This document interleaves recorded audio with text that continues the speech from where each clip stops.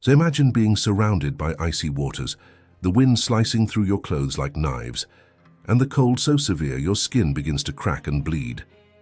Now imagine enduring this for months, without modern jackets, heating, or even dry clothes. That was the reality for colonial-era sailors, and yet they survived. But how?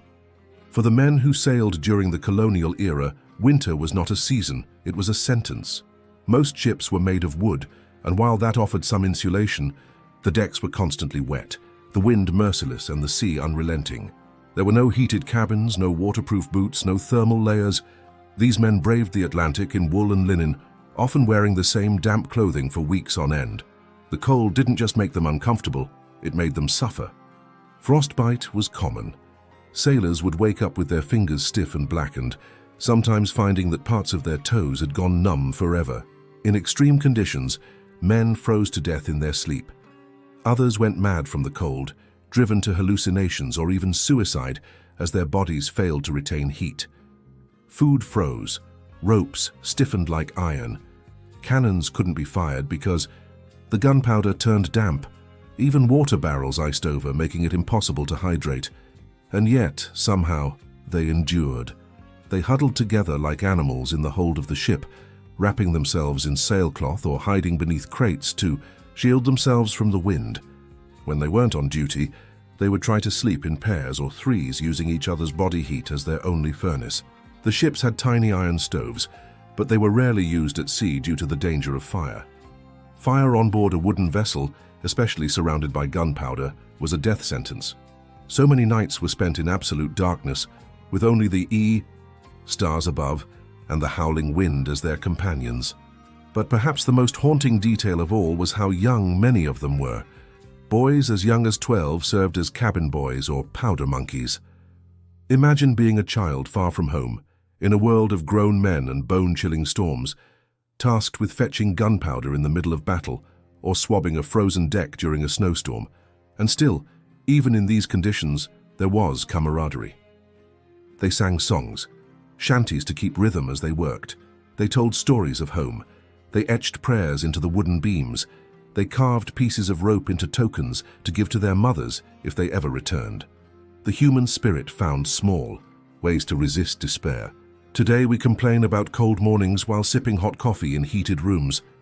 But in the heart of the colonial seas, there were men, forgotten by time, who fought the cold with nothing but courage, willpower, and the hope that land, warmth, and life still awaited them somewhere over the frozen horizon. The deeper winter crept in, the more creative colonial sailors had to become. When the icy winds howled louder than cannon fire and frost began to spread like a disease across the decks, survival wasn't about bravery anymore. It was about innovation born of desperation. They began inventing strange rituals, crude methods passed from ship to ship, whispered in fear, practiced in silence. Some sailors would wrap their feet in animal grease, bare fat pig lard, anything they could get their hands on, believing it would keep warmth trapped inside their boots.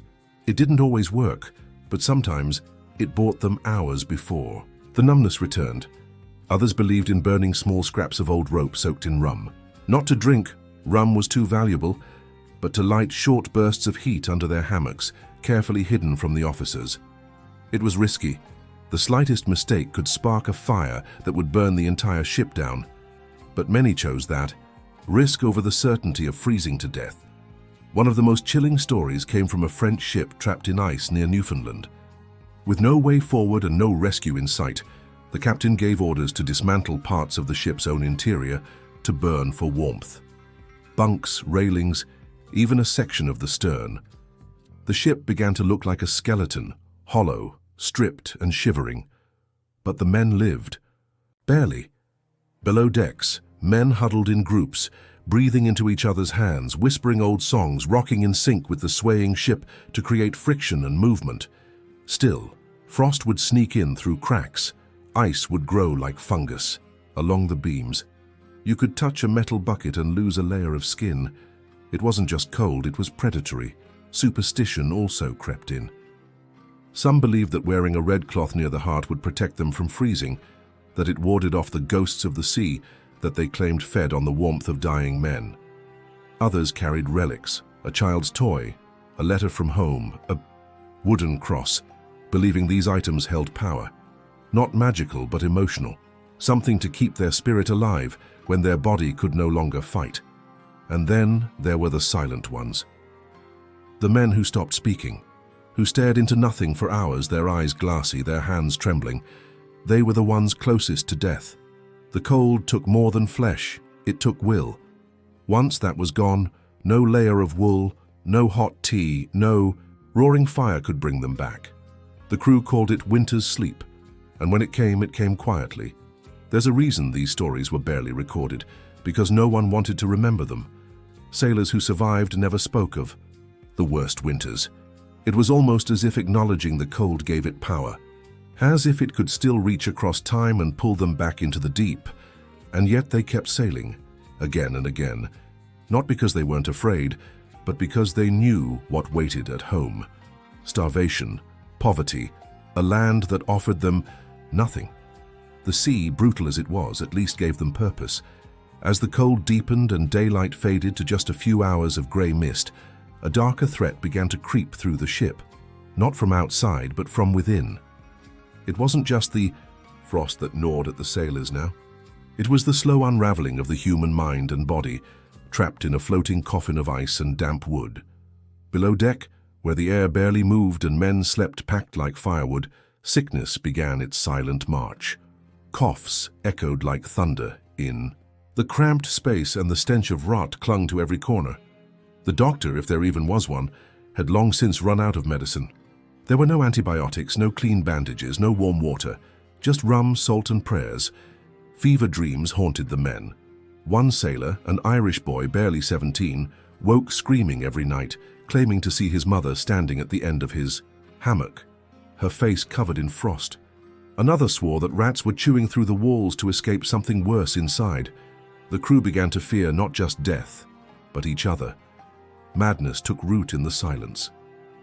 A seasoned boatswain, known for his steady hands and calm voice, suddenly began carving strange symbols into the wooden beams with his knife.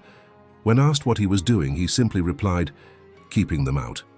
No one asked who them were. Some things were better left unspoken in the dark. One night, the ship's lanterns went out. All of them, at once. The crew scrambled in the pitch black, slipping on the frost-slicked floor, calling out names that were swallowed by the dark. When light finally returned, one man was missing. His hammock still warm, his boots still by his bed. No blood, no sound. Just gone. The cold wasn't just freezing limbs anymore, it was changing men. The isolation, the hunger, the endless grey, it stripped away everything soft.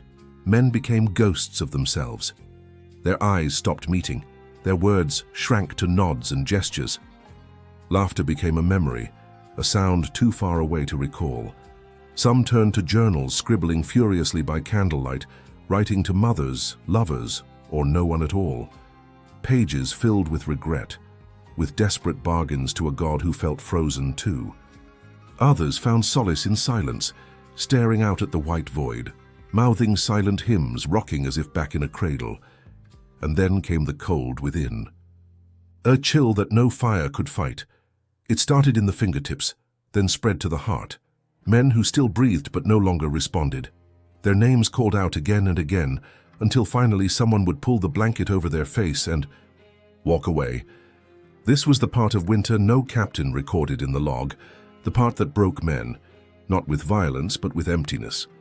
A long, silent erosion of the soul, but somehow, some still endured, not because they were stronger, not because they were braver, but because they clung to one fragile, flickering thing, the hope that the ice would break and the sun would rise again.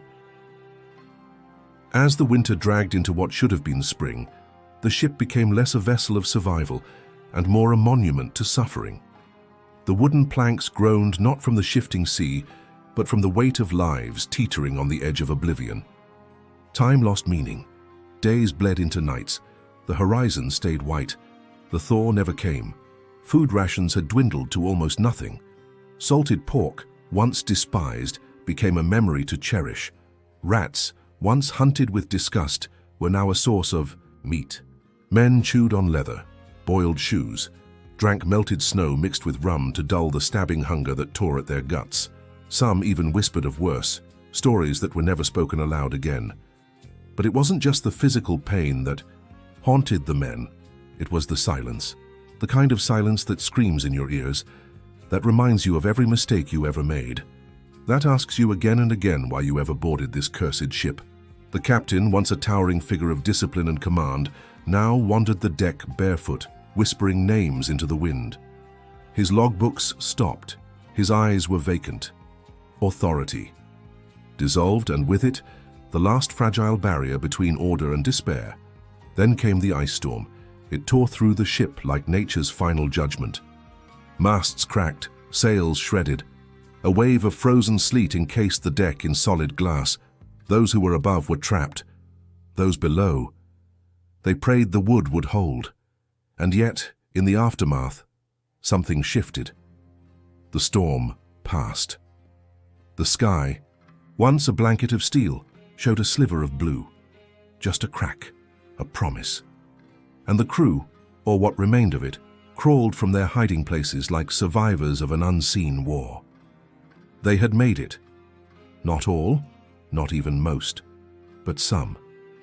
When the ice finally broke and rescue came, months after they were declared lost, what emerged from that ship was not the crew that had set sail.